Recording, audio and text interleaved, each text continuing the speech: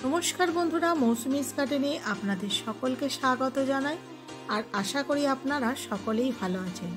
शीते बागाने tomato गाछगुलोते किन्तु प्रचुर परिमाणे फल धरेছে।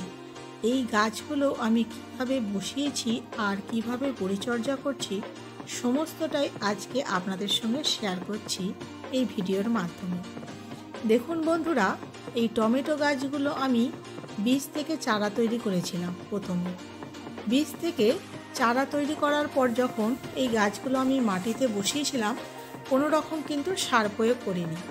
আর গাছগুলো যখন কিছুদিনের মধ্যে বাড়তে শুরু করে তখন এই গাছগুলোতে আমি দিয়েছিলাম গোবর সার। গোবর সার দেওয়ার পরে গাছগুলো কিন্তু দ্রুত গতিতে বাড়ে আর খুব তাড়াতাড়ি কিন্তু গাছে ফুল আসে। আর এই গাছগুলোতে যখন ফুল আসতে শুরু করে দেয় তখন আমি শুধুমাত্র লিকুইড ফার্টিলাইজার এই গাছগুলোতে দিয়েছি। সবজি পচা জল আর সর্ষের খোল পচা জলকে মিক্স করে এই গাছে আমি ব্যবহার করেছিলাম। আর তাতে দেখুন গাছে কিন্তু প্রচুর পরিমাণে ফল ধরেছে। একেবারে থোকায় থোকায় টমেটো ঝুলছে আর ফলের সাইজগুলো কিন্তু বেশ বড় সাইজের হয়েছে। আর এছাড়াও আমি প্রতিদিনের যে কিচেন থেকে লিকুইডটা বের হয়, যেমন ভাতের মাড়, মাছ ধোয়া জল, চাল এবং ডাল ধোয়া জলগুলো আমি না ফেলে প্রতিদিন এই গাছগুলোতে কিন্তু দিতে থাকি।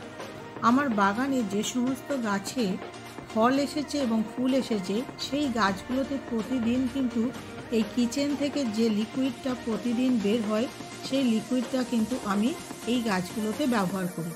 আর দেখুন বন্ধুরা, গাছে কিন্তু প্রচুর পরিমাণে ফল ধরেছে আর ফলের সাইজও কিন্তু ভীষণ সুন্দর। আর এই যে কার্টুনের মধ্যে গাছটা দেখছেন, এই গাছটা কিন্তু আপনা আপনিই হয়েছিল। আমি এই গাছটাতেও যখন ফুল আসতে শুরু করে তখন এই লিকুইড ফার্টিলাইজারটা ব্যবহার করেছি, যেটা আপনাদেরকে বললাম এখনই, সবজি পচা জল আর সর্ষের খোল পচা জল আর প্রতিদিনের কিচেন থেকে যে লিকুইডটা আমার বের হয়।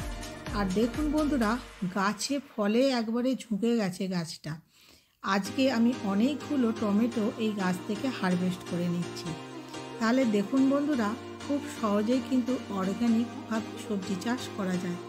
আপনাদেরকে বলবো আপনারা কিন্তু এইভাবেই সবজি চাষ করে দেখবেন, এতে সবজির টেস্টটাও ভালো হয় আর এটা খাওয়াও কিন্তু ভীষণ উপকারী। আমি কিন্তু একেবারেই অর্গ্যানিকভাবেই গার্ডেনিং করি। আর আপনাদেরকেও বলবো আপনারাও কিন্তু কোনো রকমের রাসায়নিক সার ব্যবহার না করে এই রকম অর্গ্যানিকভাবে যদি সবজি চাষ করেন তাহলেও কিন্তু খুব ভালোভাবেই সবজি ফলে।